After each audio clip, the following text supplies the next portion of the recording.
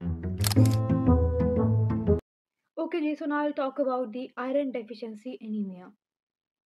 You all know कि anaemia क्या है। मैंने आपको इससे पहले जस्ट एक वीडियो अपलोड की है, वहाँ मैंने आपको एनीमिया का इंट्रोडक्शन और क्लासिफिकेशन एक्सप्लेन की थी। और मैंने आपको कहा था कि वो स्टार्ट करेंगे with the iron deficiency anaemia. वहाँ मैंने आपको ये भी बताया था कि एनीमिया का मीनिंग क्या होता है। एनीमिया का मीनिंग होता है रिड्यूस हीमोग्लोबिन। आपकी बॉडी में जो ब्लड है उसके अंदर आरबीसी और आरबीसी के अंदर जो मौजूद हीमोग्लोबिन है वो रिड्यूस्ड है, वो कम है। वो अपनी नॉर्मल जो रेंज होती है उसकी भी लोअर लेवल से भी कम है, तो हम कहेंगे कि एनीमिया है। अब आप एनीमिया की एक टाइप पढ़ रहे हो जिसका नेम है आयरन डेफिशिएंसी एनीमिया। अगर आपने हीमोग्लोबिन का स्ट्रक्चर पढ़ा होगा तो आपको पता होगा कि हीमोग्लोबिन मेनली 2 चीज़ों पे कंसिस्ट करता है। एक उसके अंदर प्रोटीन होती है, प्रोटीन की चेन्स होती हैं, दूसरी तरफ उसके पास आयरन होता है, ठीक है? तो प्रोटीन की चेन और आयरन मिलके आपका हीमोग्लोबिन बनाते हैं, ठीक है? इस टाइप के एनीमिया में क्या होता है, आपके पास आयरन की कमी हो जाती है जिसकी वजह से हीमोग्लोबिन रिड्यूस हो जाता है और इसी को हम एनीमिया बोलते हैं। तो आयरन नहीं है, आपका हीमोग्लोबिन नहीं बना, हमने एनीमिया कह दिया। इसको हम क्या कह रहे हैं? इसको हम कह रहे हैं आयरन डेफिशिएंसी एनीमिया। ओके, तो आपको आपके IDA means iron deficiency anaemia से रिलेटेड जितनी भी इन्फॉर्मेशन रिक्वायर्ड है वो मैंने इस एक पेज पे समराइज़ कर दी है। बस आपको ये एक पेज अपने पास सेव रखना है, ठीक है? अब देखें यहाँ सबसे पहले लिखा क्या है कि iron deficiency anaemia most common cause है एनीमिया का। अगर आपके सामने बहुत सारे एनीमिक पेशेंट हैं तो मोस्टली जो आपको पेशेंट के अंदर रीज़न मिलेगा एनीमिया का वो ये होगा कि उसके अंदर आयरन की डेफिशिएंसी है। तभी क्या हो रहा है कि आयरन की डेफिशिएंसी की वजह से उसका हीमोग्लोबिन प्रोड्यूस नहीं हो पा रहा और एक हेल्दी आरबीसी की प्रोडक्शन नहीं हो पा रही, ठीक है? ये किस टाइप का एनीमिया होता है? तो मैंने आपको जैसे इससे पहले एनीमिया की क्लासिफिकेशन एक्सप्लेन की थी, मैं आपको उसकी तरफ वापस लेके चलती हूँ। हाँ जी, तो आपका आयरन डेफिशिएंसी एनीमिया एक माइक्रोसाइटिक मीन्स उसके अंदर आरबीसी नॉर्मल से कैसे हो जाएँगे? स्मॉल हो जाएँगे, ठीक है? एक माइक्रोसाइटिक एनीमिया है, साथ-साथ हाइपोक्रोमिक भी है, मीन्स उसके अंदर आप नोट करो हीमोग्लोबिन की कमी होती है, इसी वजह से इसका ये जो रेड कलर है वो आपको कम दिख रहा है। हाइपरक्रोमिक में ज़्यादा है, नॉर्मोक्रोमिक में इतना होता है, लेकिन ये हाइपोक्रोमिक कंडीशन होती है जिसके अंदर हीमोग्लोबिन कम होता है। तो ना सिर्फ आरबीसी का साइज़ कम है बल्कि उसके अंदर जो हीमोग्लोबिन है, वो भी कम है।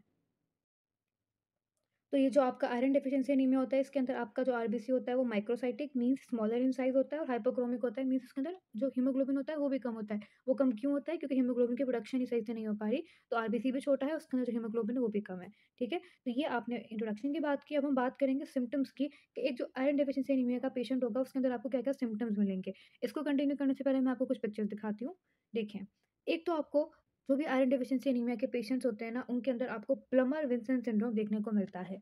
इसके अंदर क्या होता है, ईसोफेजियल वेब्स बन जाते हैं। ईसोफेजियल वेब्स बन जाएँगे, आप नोट करो। अब यहाँ से ना उसका जो ईसोफेगस है वो सही से फूड को स्वैलो नहीं कर पाएगा, डिस्फेजिया हो जाएगा, ठीक है? तो फूड जब स्वैलो नहीं कर पाते ईसोफेजियल वेब्स की वजह से तो क्या होता है, फूड ऊपर ही रह जाता है, इसको हम डिस्फेजिया कहते हैं। सही है, एक तरफ तो ये होगा, साथ-साथ ग्लोसाइटिस जो आपकी टंग होती है उसमें इन्फ्लेमेशन हो जाती है, पूरी रेड कलर की आपको टंग मिलती है ऐसे पेशेंट के अंदर। फिर किलियोसिस, इसके अंदर क्या होता है, आप नोट करो, मैं इस पिक्चर को ज़ूम करती हूँ। ये देखें, ये जो आपके माउथ के जो कॉर्नर्स हैं ना जिनको मैं हाइलाइट कर रही हूँ, यहाँ पे भी कुछ अल्सर्स टाइप इन्फ्लेमेशन हो जाती है। इसको हम क्या कहते हैं? इसको हम कहते हैं किलियोसिस, ठीक है? तो आयरन डेफिशिएंसी एनीमिया के पेशेंट के अंदर आपको एक तो प्लमर विंसन सिंड्रोम देखने को मिलता है जिसके अंदर ईसोफेजियल वेब्स बन जाएँगे। क्या होगा? डिस्फेजिया होगा, वो सही से स्वैलो नहीं कर पाएगा, ठीक है? इसके अलावा ग्लोसाइटिस टंग की इन्फ्लेमेशन हो जाएगी, किलियोसिस जो आपके माउथ के कॉर्नर्स होते हैं, एंगल्स जो होते हैं, वहाँ पे क्या होगा, इस तरह से अल्सर्स टाइप इन्फ्लेमेशन हो जाएगी। इसको हम कहते हैं प्लमर विंसन सिंड्रोम। इसके अलावा जी आपको पाइका का डिसऑर्डर देखने को मिलता है। ये एक ईटिंग डिसऑर्डर है, जिसके अंदर क्या होता है, इसके जो पेशेंट होते हैं, वो अनयूजुअल चीज़ें खाना प्रेफ़र करते हैं, जैसे कि डर्ट, हेयर, सॉइल, पोल्ट्री के जो यूटेंसिल्स होते हैं ये सब, ठीक है? तो वो ये जो पाइका के पेशेंट्स होते हैं उनको ऐसे अनयूजुअल चीज़ें खाना पसंद होती हैं। ऑल्सो आपके जो आयरन डेफिशिएंसी एनीमिया के पेशेंट होंगे उनके अंदर आपको पाइका का ईटिंग डिसऑर्डर भी मिलता है। ठीक है जी? साथ आप एक और चीज़ यहाँ पे नोट करो, इसको हम कहते हैं कोइलोनाइकिया। इसके अंदर क्या होता है, स्पूनिंग हो जाती है नेल्स की। एक और पिक्चर थी वो थोड़ी बेटर थी। हाँ, आप नोट करो कि इस पिक्चर के अंदर आप नोट करो क्या होता है कि आपके ये जो नेल्स होते हैं और पीछे की जो स्किन होती है ना, उनके पीछे कुछ स्पेस होता है। वो स्पेस अब रिड्यूस हो जाता है जिसकी वज़ह से ऐसा लगता है कि नेल्स जो है ना वो इस तरह स्पून टाइप लग रहे होते हैं, तो इसको हम कहते हैं कि नेल्स की स्पूनिंग हो गई है और इस पूरे प्रोसेस को हम कह रहे होते हैं कोइलोनाइकिया। ये हमें कब मिलता है? ये भी हमको आयरन डेफिशिएंसी एनीमिया में मिलता है। तो अभी तक मैंने आपको क्या-क्या बताया? मैंने आपको बताया कोइलोनाइकिया, इसके अलावा मैंने आपको बताया प्लमर विंसन सिंड्रोम जिसके अंदर वेब्स बन रहे हैं, किलियोसिस हो रहा है, ग्लोसाइटिस हो रहा है, साथ पाइका का डिसऑर्डर भी देखने को मिलता है। ठीक है? सिम्पटम्स समझ आ गए? अब नोट से पढ़ते हैं। तो अब आप नोट कर लो सिम्पटम्स में क्या लिखा हुआ है। सबसे पहले जो फर्स्ट लाइन में सिम्पटम्स लिखे हैं ना, ये आपको हर एनीमिया के पेशेंट में मिलेंगे। क्या-क्या? एक तो वो वीक होगा, दूसरा वो पेल होगा, लैक ऑफ एनर्जी होगी, ठीक है? तो वो बहुत लेज़ी सा, वीक सा होगा, पेल पूरी उसकी आपको स्किन दिख रही होगी, ठीक है? तो ये आपके हैं सिम्पटम हर एनीमिया के। इसके अलावा आयरन डेफिशिएंसी एनीमिया में क्या होता है, फिंगर्स के नेल्स को अगर आप देखोगे तो वहाँ पे आपको नेल्स की थिनिंग, फ्लैटनिंग और स्पूनिंग मिलेगी जिसको आप कोइलोनाइकिया कहते हो, ठीक है? इसके अलावा प्लमर विंसन सिंड्रोम मिलता है, ये भी मैंने आपको बताया। इसके अंदर क्या होता है, ईसोफेजियल वेब्स बन जाती है, इसकी वजह से डिस्फेजिया होता है, मीन्स वो इंसान खा नहीं पाता, swallow नहीं कर पाता। ग्लोसाइटिस टंग के इन्फ्लेमेशन को कहते हैं, आयरन डेफिशिएंसी में तो ये हो रहा होता है। साथ एंगुलर किलियोसिस, ये भी मैंने आपको दिखाया था कि माउथ के जो एंगल्स होते हैं, जो कॉर्नर्स होते हैं, वहाँ पे भी आपको ये देखने को मिलता है और ग्लोसाइटिस वही टंग की इन्फ्लेमेशन है। तो ये सब चीज़ें आपको देखने को मिलती हैं प्लमर विल्सन सिंड्रोम में और ये सिंड्रोम आपको आयरन डेफिशिएंसी एनीमिया में देखने को मिलता है। साथ मैंने आपको पाइका का बताया कि ये आपके पास एक न्यूरोलॉजिकल डिसऑर्डर है जिसके अंदर क्या होता है, आपको क्रेविंग होती है कि आपने पेंट, क्ले इस तरह की अनयूजुअल चीज़ें खाना है, ठीक है? और ये बच्चों के अंदर पाइका बहुत कॉमन है। आप आपने अक्सर बच्चों को देखा होगा कि वो इस तरह की जो अनयूजुअल चीज़ें होती हैं उनको उनके खाने की हैबिट होती है। तो may be there is a reason कि उनको आयरन डेफिशिएंसी एनीमिया हो। अब हम बात करेंगे क्राइटेरिया की। हम किस तरह डायग्नोज़ करेंगे एक पेशेंट को कि वो आयरन डेफिशिएंसी एनीमिया का पेशेंट है, ठीक है? तो इससे पहले मैं चाहूँगी कि मैं एक दफ़ा आपको आयरन का जितना भी मेटाबॉलिज़्म है वो एक्सप्लेन कर दूँ, ताकि आपको ये जितना भी मैं बताऊँगी वो आपको समझ आए। ओके जी, तो अब आपने आयरन का पूरा मेटाबॉलिज़्म बहुत ही फ़ोकस के साथ सुनना है, ये ईज़ी है और इंटरेस्टिंग भी है, ठीक है? देखें, होता क्या है कि for example this is you. और आपको दिल किया कि आप कोई ऐसी चीज़ खाएँ जिसके अंदर आयरन था। और अब क्या हुआ, आपने वो फूड खाया और आयरन ट्रैवल करता हुआ मज़े से आपके स्टमक में आ गया। अब ये आयरन आपके स्टमक में था, फिर स्टमक से इंटेस्टाइन्स में आ गया। ये रहे आपके इंटेस्टाइन्स के सेल्स, ठीक है? अब आपने देखा कि इंटेस्टाइन के अंदर आयरन स्टोर हो रहा है। जब आयरन आपके इन सेल्स में स्टोर हो रहा होता है, इसे हम क्या कहते हैं? फेरेटिन कहते हैं। फेरेटिन क्या है? Nothing but stored iron. तो आपका ये आयरन अब फेरेटिन की फॉर्म में स्टोर्ड है। लेकिन अब फॉर एग्ज़ाम्पल इस आयरन ने ब्लड तक जाना है, तो वो किस तरह जाएगा? ये फेरोपोर्टिन है, आप समझ लें कि ये एक डोर है, जो कि ये डिसाइड करेगा कि आयरन ने इंटेस्टाइन के इन सेल्स से ब्लड में जाना है या फिर नहीं जाना, ठीक है? बॉडी को नीड है या फिर नहीं है। ठीक है? तो अगर फेरोपोर्टिन येस कहेगा तो आयरन यहाँ से ट्रैवल करता हुआ ब्लड में चला जाएगा। अगर वो नो कहेगा तो आपका आयरन वापस से इसी फॉर्म में स्टोर्ड फॉर्म में यहीं पे प्रेज़ेंट रहेगा। ठीक है? तो अभी तक की स्टोरी समझ आई है। मैं पहले इतना रिवाइज़ करवाऊँ कि पहले वो आपके स्टमक में आया, स्टमक से इंटेस्टाइन में आया, इंटेस्टाइन्स के ये सेल्स हैं और यहाँ पे फेरेटिन की फॉर्म में स्टोर्ड है। ठीक है? अभी फेरोपोर्टिन यहीं पे एक डोर है जो कि ये डिसाइड करेगा कि इन सेल से ब ब्लड में आना है आयरन ने या फिर नहीं आना। ठीक है? तो आयरन की नीड होगी तो फेरोपोर्टिन अलाउ कर देगा आयरन को आने के लिए, नहीं होगी नीड तो फेरोपोर्टिन आयरन को वापस भेज देगा और इसी फेरेटिन की फॉर्म में वो स्टोर्ड रहेगा सेल्स के अंदर, ठीक है? अब अगर फॉर एग्ज़ाम्पल इसने येस कहा था और आयरन यहाँ पर आ गया था, तो ब्लड के अंदर जब आयरन होता है ना, तो वो किसकी हेल्प से होता है? वो ट्रांसफेरिन की हेल्प से होता है। ठीक है, फिर क्या होता है ब्लड से वो ट्रांसफेरिन की मदद से आपके बॉडी के बाकी ऑर्गन्स में जैसे लिवर है और बाकी ऑर्गन्स है वहाँ पे आके स्टोर हो जाती है फेरेटिन की फॉर्म में। ठीक है, तो अभी तक की स्टोरी समझ आई, आपने आयरन खाया था, वो आपके स्टमक में था, स्टमक से इंटेस्टाइन की सेल्स में आया, फिर फेरोपोर्टिन ने डिसाइड किया कि उसको ब्लड में एब्ज़ॉर्ब होना है तो हो जाए, अगर नहीं एब्ज़ॉर्ब होना तो आयरन को एक्सक्रीट करवा दिया जाएगा, बाहर निकाल दिया जाएगा। इंटेस्टाइन से वो नीचे ट्रैवल करते हुए एक्सक्रीट हो जाएगी। ठीक है, लेकिन अगर फेरोपोर्टिन ने येस बोला, आयरन ब्लड के अंदर आ गई, तो फिर क्या होगा? ब्लड से आपके आयरन जो होगी वो बाकी ऑर्गन्स में आके स्टोर हो जाएगी और जब-जब आरबीसी बनाने की नीड होगी, हीमोग्लोबिन बनाने की नीड होगी, तो हम ये आपका ये जो स्टोर्ड आयरन होगा इसको दे देंगे, ठीक है? अब आपको बस एक लास्ट कॉन्सेप्ट समझना है जो कि हेप्सिडिन का है। हेप्सिडिन ना ये कंट्रोल करके रखता है कि फेरोपोर्टिन येस बोलेगा या फिर नो बोलेगा। वो कैसे मैं आपको बताती हूँ। एग्ज़ाम्पल यहाँ पे अच्छे खासे आयरन के लेवल थे, स्टोर्ड पड़ी हुई थी आयरन। ये एक फैक्ट्री है और इसके अंदर आयरन आपने स्टोर करके रखी हुई थी, ठीक है? अब क्या हुआ, आपने कोई चीज़ प्रोड्यूस की और आयरन यूज़ हो गई। बेसिकली आपने आरबीसी प्रोड्यूस किया, आपने हीमोग्लोबिन बनाया, तो क्या हुआ, अब यहाँ पे आयरन के लेवल ना कम हो गए, ठीक है? अब हेप्सिन यहाँ का मैनेजर है, वो जाके मेन जो आपके सप्लायर्स हैं उनको बोलेगा कि आयरन की कमी है नीचे, हमने जो स्टोर करके रखी थी आयरन वो कम हो गई है। तो फेरोपोर्टिन अब यहाँ से आने वाले आयरन को यस बोल देगी और क्या होगा, आयरन जल्दी-जल्दी ब्लड में आ जाएगी, ठीक है? अब इसका अपोज़िट केस सुनें, एग्ज़ाम्पल अब बहुत सारी जो आयरन है वो ब्लड से ट्रांसफ्यूजन की मदद से ट्रैवल करते हुए अब बाकी ऑर्गन्स में और लिवर में आके स्टोर हो गई। अब आपके पास आयरन के लेवल ज़्यादा हैं, ठीक है? अब क्या होगा, अब हेप्सिन वापस से सप्लायर्स के पास जाएगी और बोलेगी कि अब आयरन के बहुत स्टोर फॉर्म पड़े हुए हैं, अब और ना भेजो। तो फेरोपोर्टिन अब आयरन को नो बोलना शुरू कर देगा। तो आयरन अब वापस से आपके इंटेस्टाइन से एक्सक्रीट हो जाएगी। ठीक है? देखिए, अब यहाँ से भी कुछ पॉइंट्स हैं जो कि मैं आपको बताना चाहती हूँ। जब भी कोई आयरन डेफिशिएंसी एनीमिया का पेशेंट होता है तो उसके अंदर आप ये 4 चीज़ें ज़रूर चेक करते हो और कन्फर्म करते हो कि उसको आयरन की डेफिशिएंसी है भी या फिर नहीं। आप उसके सीरम में मीन्स उसके ब्लड के अंदर आयरन के लेवल्स चेक करते हो। ठीक है? ये क्या होंगे? ये हमेशा कम मिलेंगे आपको क्योंकि आयरन की कमी है। साथ-साथ फेरेटिन, फेरेटिन क्या है? स्टोर्ड आयरन है, मीन्स आयरन के स्टोरेज जो आपकी बॉडी में पड़ा होता है, ठीक है? ये भी आपको कम मिलेगा, आपको आयरन की कमी है तो उसके स्टोरेज भी कम हो जाएगा, स्टोरेज होगा यूज़ होता जाएगा आरबीसी को बनाने के लिए और एट द एंड आपका फेरेटिन भी कम हो जाएगा, ठीक है? और सबसे बेस्ट जो होता है वो फेरेटिन के लेवल्स चेक करना होता है, क्योंकि अगर वो भी कम हो गए, ब्लड के अंदर भी नहीं है और जो आपने स्टोर करके रखा हुआ था वो भी कम हो गया, इट मीन्स कि उसको सच में आयरन डेफिशिएंसी एनीमिया है। अब लास्टली आपके पास होता है total iron binding capacity. Iron को बाइंड करने की कैपेसिटी कितनी है बॉडी के अंदर। अब आयरन को बाइंड कौन करता है? तो आयरन को बाइंड अभी मैंने आपको बताया था ना कि ट्रांसफेरिन्स होते हैं ब्लड के अंदर जो कि आयरन को बाइंड करके रखते हैं। तो इसके अंदर आप ट्रांसफेरिन की प्रोडक्शन चेक करते हो कि कितने ट्रांसफेरिन प्रोड्यूस हुए हुए हैं और आपको हमेशा टीआईबीसी ज़्यादा मिलता है आयरन डेफिशिएंसी एनीमिया के पेशेंट्स के अंदर। क्यों? क्योंकि ट्रांसफेरिन तो ज़्यादा ही होंगे, उनके पास आने के लिए आयरन कम है। ट्रांसफेरिन तो अब जो ट्रांसफ़र करने के लिए रेडी बैठे हैं, मगर आयरन ही नहीं है। दिस इज़ द रीज़न कि आपकी जो कैपेसिटी वो तो इंक्रीज़्ड ही है, बस आयरन नहीं है तो इसलिए आयरन जो है वो नहीं आ पा रही, ठीक है? तो अगेन आपके फेरेटिन यानी कि स्टोर्ड लेवल कम है, सीरम आयरन भी कम है लेकिन टीआईबीसी ज़्यादा है क्योंकि आपकी बाइंडिंग कैपेसिटी बिल्कुल परफेक्ट है, बाइंडिंग में कोई इश्यू ही नहीं है। आयरन आयरन नहीं है बाइंड होने के लिए लेकिन आपकी जो बाइंडिंग कैपेसिटी, आपके ट्रांसफेरेंस है, वो परफेक्टली प्रोड्यूस हो रहे हैं।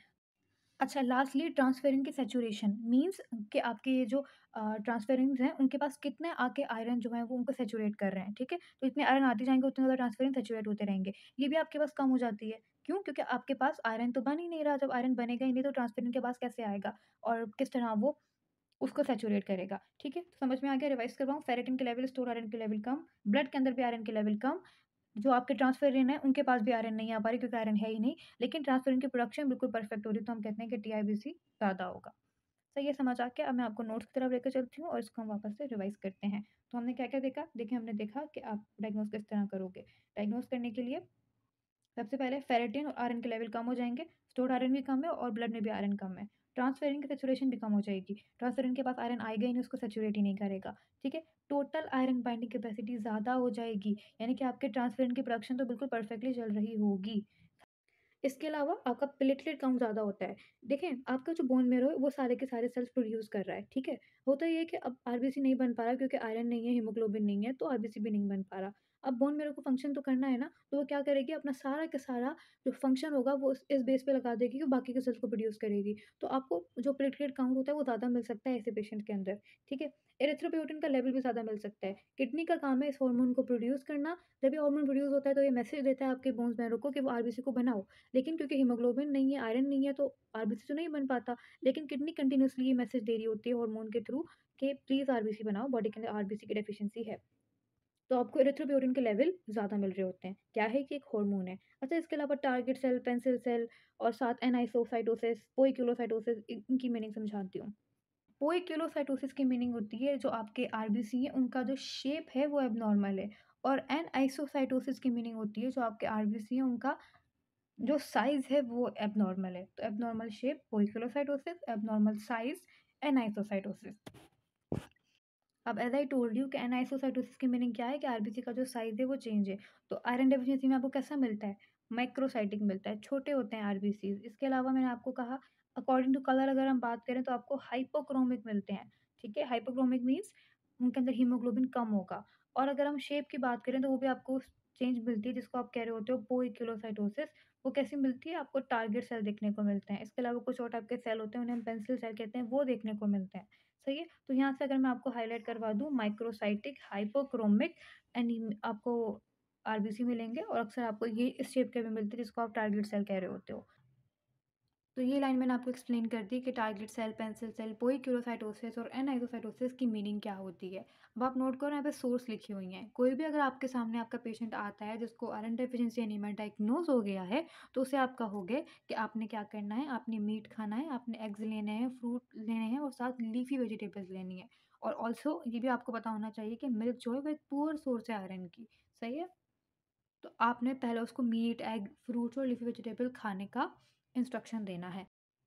देखें, अब आपको साथ यहाँ पे पता होना चाहिए कि किस एज में आयरन की कितनी रिक्वायरमेंट होती है। जब एक बेबी बर्थ लेता है, तब से लेके 4 मंथ तक जब तक वो हो रहा है, तब तक उसको 0.5 मिलीग्राम आयरन की नीड है। उसके बाद 5 टू 12 मंथ तक उसको 1 मिलीग्राम की नीड है, ठीक है? यहीं पे नोट कर लो कि अडल्ट जो मैन होता है और जो पोस्ट मेनोपॉज़ल वुमन होती है, मीन्स वो लेडी जो कि अब ब्लीड नहीं कर रही, तो उसका ब्लड भी लॉस नहीं हो रहा, उसके अंदर आयरन की कमी भी नहीं हो रही, तो उसको भी बस 1 मिलीग्राम की ही नीड होती है, ठीक है? ऑल्सो मैन है तो वो भी ब्लीड नहीं करते हर मंथ, तो उनके लिए भी आयरन बस 1 मिलीग्राम काफ़ी है। लेकिन एक ऐसी लेडी जो कि प्री मेनोपॉज़ल वूमन है, मीन्स वो ब्लीड करती है हर मंथ, तो इसलिए उसको आयरन की नीड ज़्यादा है, तो इसलिए वो 3 मिलीग्राम उसको नीड होती है। ठीक है? क्योंकि वो हर मंथ ब्लड लॉस हो रहा है, तो आयरन भी जा रहा है और आयरन की डेफिशिएंसी होने के जो चांसेस हैं वो ज़्यादा हैं। ठीक है? ऑल्सो जो एक प्रेग्नेंट लेडी होती है, उसको तो 3 टू 4 मिलीग्राम आयरन की नीड है। तो ये रिक्वायरमेंट है आपके आयरन की, जो कि with age and with body condition different होती है। अब हम बात करेंगे कॉज़ की। आयरन डेफिशिएंसी क्या-क्या कॉज़ हो सकते हैं, ठीक है? सबसे पहले यहाँ पे लिखा हुआ है क्रॉनिक ब्लड लॉस। किसी को कोई ऐसी डिज़ीज़ है, जैसे बहुत सारी ऐसी डिज़ीज़ होती हैं, आप जीआईटी में पढ़ोगे, जिनके अंदर क्या होता है कि रेक्टम ब्लीड कर रहा होता है। तो अब क्या हो रहा है, क्रॉनिकली बस उनका जो ब्लड है वो लॉस होता जा रहा है। ब्लड लॉस हो रहा है, आरबीसी जा रहे हैं, आयरन की रिक्वायरमेंट भी पूरी नहीं हो पा रही, तो क्या होगा, आयरन डेफिशिएंसी एनीमिया हो जाएगा।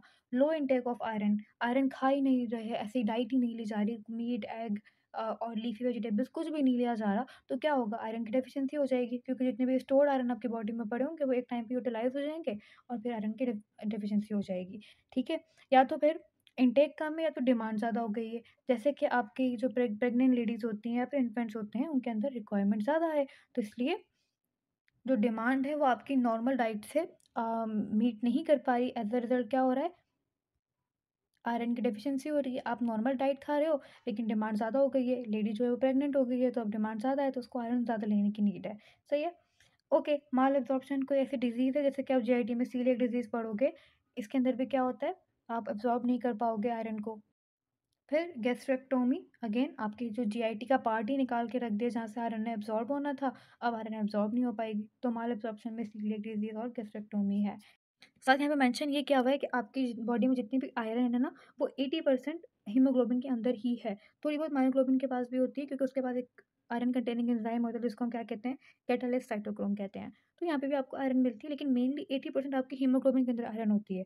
बाकी की जो 20% रह जाती है, वो कहाँ पर होती है, या तो हीमोसिडेरिन की फॉर्म में, स्टोर्ड फॉर्म में होगी, फेरेटिन की फॉर्म में होगी, कहाँ में, लिवर में, स्प्लीन में, बोन मैरो में, आपके स्केलेटल मसल्स में, इन जगह पे स्टोर्ड होती है। अच्छा, इसके अलावा ट्रांसफेरेंट, तो वो भी आपको बता चुकी हूँ, ये क्या है? ये एक वो कार है जिस पे बैठ के आयरन मज़े से ट्रैवल कर रहा होता है। तो ये आयरन को ट्रांसपोर्ट करती है, ये एक ना प्रोटीन है जो कि आयरन को ट्रांसपोर्ट करने में हेल्प करती है, ठीक है? नॉर्मल जो पर्सन होता है उसके अंदर 30% जो अ, उसकी जो ट्रांसफेरिन होती है वो सैचुरेटेड होती है विद द आयरन, मीन्स 30% जो आपके कार्ब्स मौजूद हैं ब्लड के अंदर, उनके अंदर आयरन ट्रैवल कर रही होती है, बाकी की फ्री होती हैं।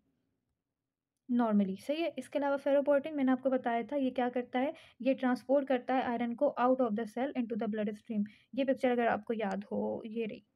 तो ये क्या कर रहा है, out of the cell into the blood stream ये ट्रांसपोर्ट कर रहा है। इसके अलावा ब्लड के अंदर कौन ट्रांसपोर्ट कर रहा है, ट्रांसफेरिन ट्रांसपोर्ट कर रहा है। ठीक है, तो ये आई थिंक ये सब चीज़ें आपको बहुत अब ईज़ी लग रही होंगी होपफुली। फिर हेप्सिडिन का मैं आपको बता चुकी हूँ, ये क्या करता है, ये आपके पास एक स्मॉल पेप्टाइड सिंथेसाइज्ड और सिक्रेटेड फॉर्म है। कहाँ से आती है, लिवर से आती है। करती क्या है ये, होता क्या है कि जब भी आपकी बॉडी के अंदर आयरन ज़्यादा होगा तो हेप्सिन भी ज़्यादा हो जाएगी, और वो जाके फेरोपोर्टिन को बोलेगी कि आयरन को अब नहीं ब्लड में आने दो, तो ये इनहिबिट कर देगी आयरन के रिलीज़ को और फेरोपोर्टिन को रोक देगी, ठीक है? लेकिन अगर बॉडी के अंदर आयरन की कमी है तो हेप्सिन भी कम हो जाएँगे। एज़ अ रिज़ल्ट क्या होगा, फेरोपोर्टिन कंटिन्यूअसली जो आपका आयरन है उसको ब्लड के अंदर आने देगी और ब्लड से फिर वो स्टोर होती रहेगी, ठीक है? तो this is how hepcidin regulate your iron levels. साथ यहाँ पे ये लाइन मेंशन है, मैं आपको दिखाती हूँ अभी, कि जब भी आपके पास क्या होता है कि आयरन ज़्यादा होता है ना, तो फेरोपोर्टिन यहाँ पे अब ब्लड को तो आने, ब्लड के अंदर तो आयरन को आने नहीं देगा, तो आयरन यहीं पे स्टोर फॉर्म में पड़ी होती है, फेरेटिन की फॉर्म में पड़ी होती है। तो हम कह रहे हैं कि साइटोप्लाज्मिकली आयरन यहाँ पे पड़ी हुई है। फिर क्या होता है, ये बाहर एक्सक्रीट करवा दी जाती है। तो ये पॉइंट यहाँ पे लिखा हुआ है, अब आपको समझ आएगा कि क्या होगा, कि जब भी आपके पास आयरन ज़्यादा होगी, तो वो आपकी ये जो साइटोप्लाज्मिक सेल, जो आपके सेल्स हैं उनके अंदर आयरन फेरेटिन की फॉर्म में स्टोर्ड रहेगी और बाद में उसको एक्सक्रीट करवा दिया जाएगा out of your body. So this is all you need to know about iron deficiency anemia.